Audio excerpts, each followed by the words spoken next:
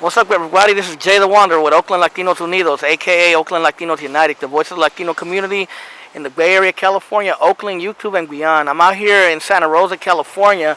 I'm on the intersection of Moreland Ave and what's this? West West Robles Avenue. and West Robles Avenue in Santa Rosa. This is where Andy Lopez got killed, the 13-year-old who was murdered by the Sonoma County Sheriff. We're over here just checking out the scene where it happened. I was just at a big protest where there was about 1,000 people present at the Sonoma County Jail. I had to come see where he got killed. I'm here with the guy who showed me around. He's a local Chicano activist from Santa Rosa. What's your name and what organization you with? Argelio, Brown Berets, Mecha, KBBF. Here in Santa Rosa, right? Yeah. So, what do you think of this whole situation, man? I think it's not cool. Basically, it's just another manifestation of the systemic oppression that is built into the system. As far as I see it, that's really what it is. If other people want to argue other things about specifically police brutality within the system, it's all interconnected. Basically, that's what I'm saying. So they're saying that he got shot because he had a toy gun or a gun that looked like an AK-47. But we know that many youth out there that are white own these same type of weapons, and a lot of people own BB guns. It was supposedly a BB gun, so a lot of people own BB guns. So it doesn't necessarily mean that you're a bad person because you own a BB gun, but they're making it sound that way.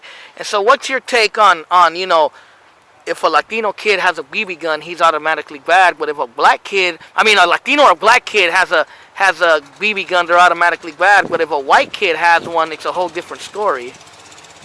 What's your take on that? Another one of the lenses that we want to see, according to the status quo that we're given to, that's the glass ceiling. Another way they refer to as what would be considered that this system basically is white supremacist, in that fashion. Yeah. Maybe not in the blatant, flat-out racism in a bigot way, but in that way it's built that way. We see out in the general media, the image of what they do sell things is, for that white person.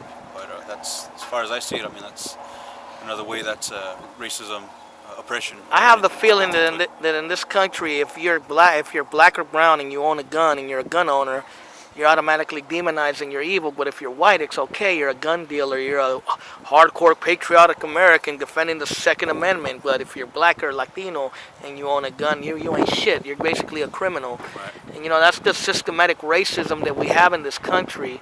Even though we do have a Second Amendment and we do have a right to bear arms, even us as black and Latinos and oppressed people, we especially should have the right to defend ourselves because of stuff like this. The police murdering 13-year-olds in our communities. And I'm not from Santa Rosa, I'm from Oakland, but I could relate to what's going on here because in Oakland we have the same things going on over there as well. Doesn't matter if you're in the barrio in Oakland or the barrio here.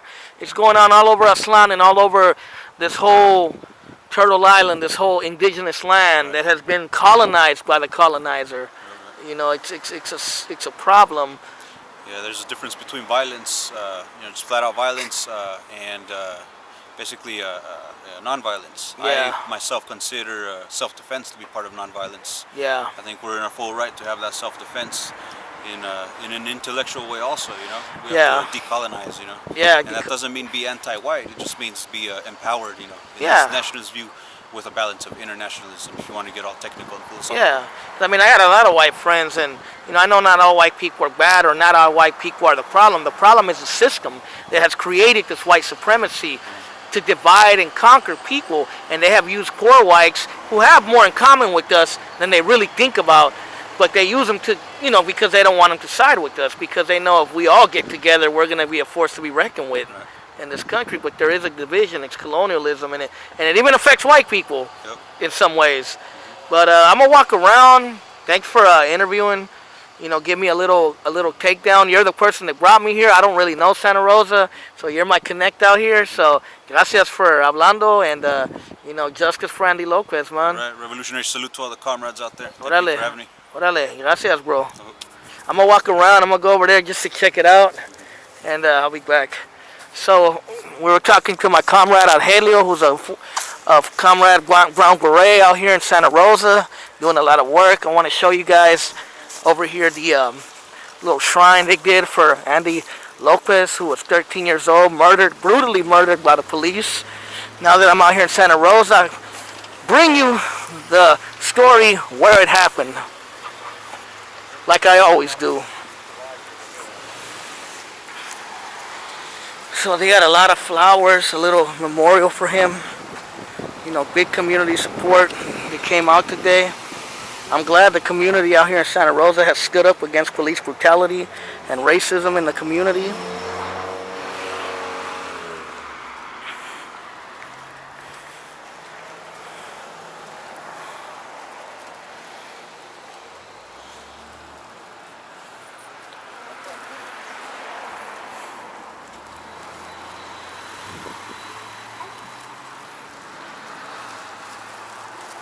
It's sad looking at this. It's really sad. It's unfortunate that our youth has to end up like this. A 13-year-old Chicano Raza kid has to end up like this because of our racist colonial system that we have. We're here mourning the death of another young person of color in this country, and it's unfortunate. It's a damn shame. You know, it makes me really, really sad being here, seeing this.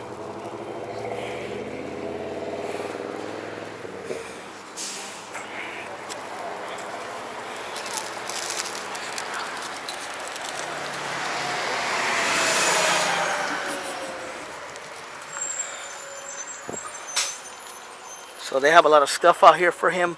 I'm not sure where the exact spot is, where he fell or where he got killed. But, you know, this is the general area where it happened. There's crosses for him. There's graffiti over there in his name. You know, there's papers. We'll go over there in a minute. There's a lot of stuff over here.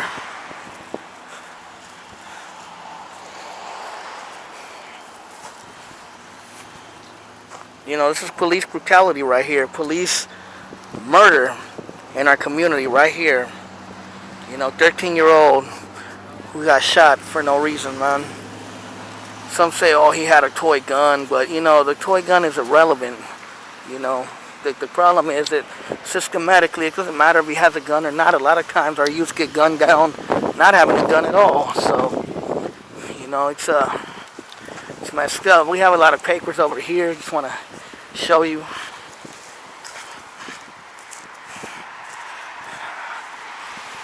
It's just a big shrine over here for him. It's really sad though.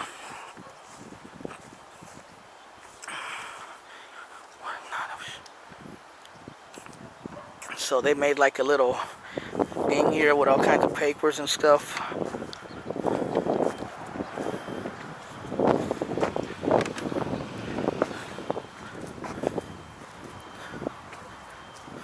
So you know me, Jay the Wanderer, I'll always bring you the story of where it happened.